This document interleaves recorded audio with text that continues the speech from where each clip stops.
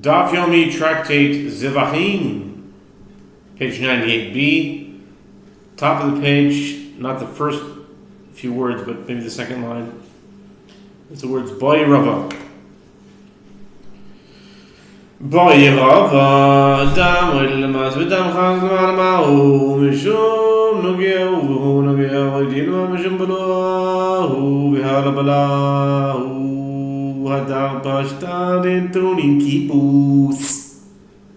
Rava asks, when the blood of a burnt offering is below, and the blood of a sin offering is above, what is the halakha? Is one required to launder a garment to remove the blood of a sin offering because the blood touches his garment, and in this case, this blood is touching the garment?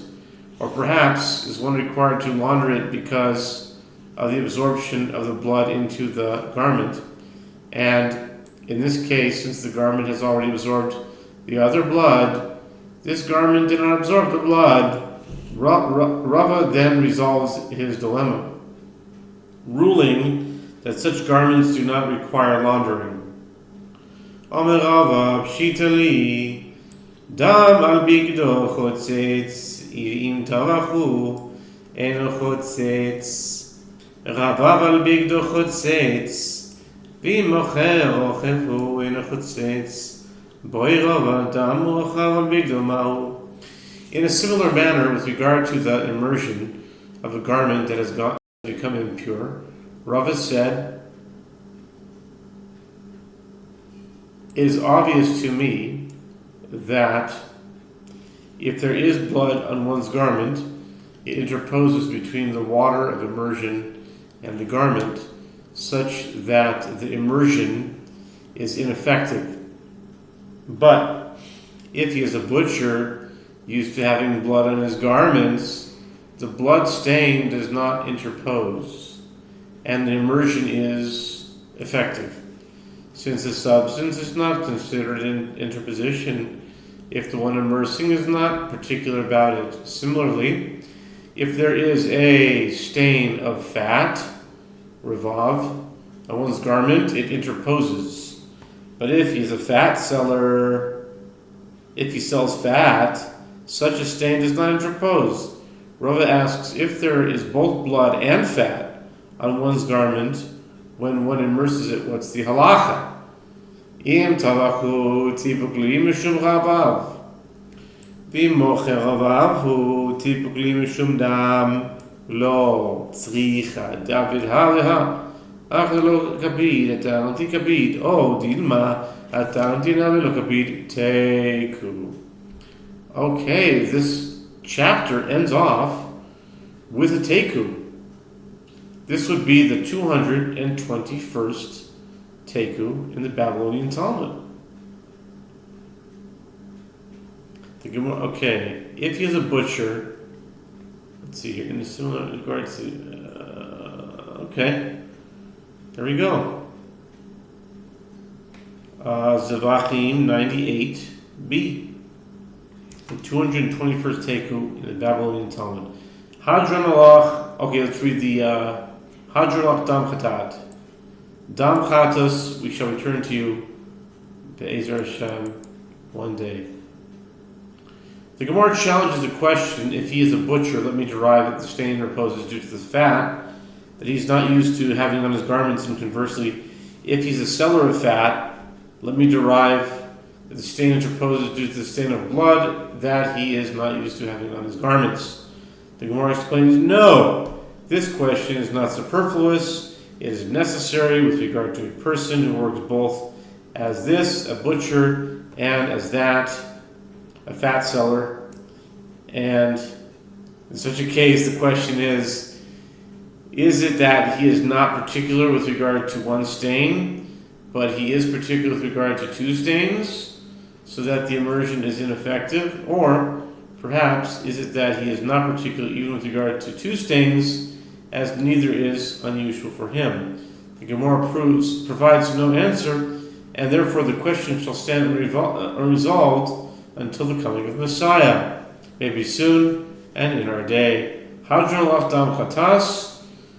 This concludes the chapter of dam chatas forgot what number chapter it is, but maybe the 9th or 10th, I'm not sure which one, but anyway, we start the new chapter now of Tevul Yom.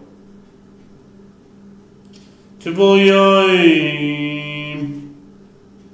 Tevul Yom. Dr. Mishneh.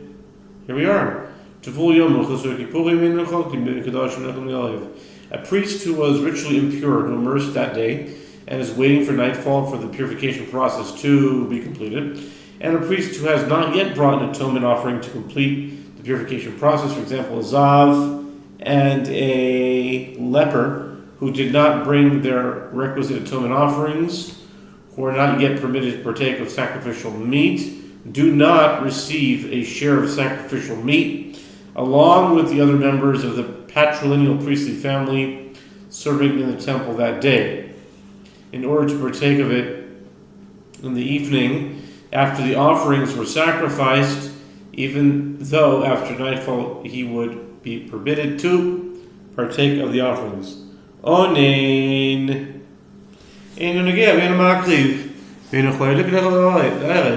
A priest who is an acute mourner, meaning, if one of his relatives for whom he is obligated to mourn died that day, is permitted to touch sacrificial meat, as he is not ritually impure, but he may not sacrifice offerings, and he does not receive a share of sacrificial meat in order to partake of it in the evening.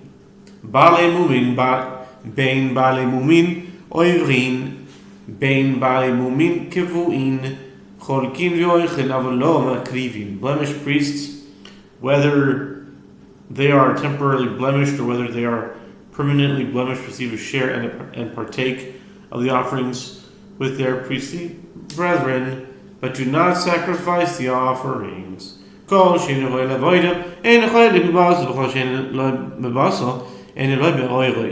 The principle is, any priest who is unfit for the service that specific day does not receive a share of the sacrificial meat, and anyone who has no share of the meat has no share in the hides of the animals to which the priests are entitled as well. Afilu tame b'shas rikas damim v'toyer b'shas hekter chalovim eino cholik b'basol shene'emar hamakriv es dam hashlomim es chelev b'bnei Aharon lo yeh tieshuk hayamin lemone.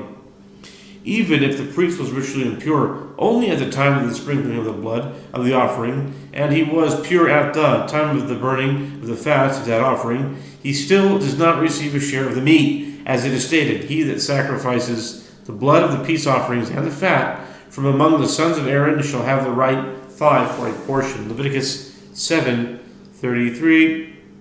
One who cannot sprinkle the blood does not receive a share in the meat.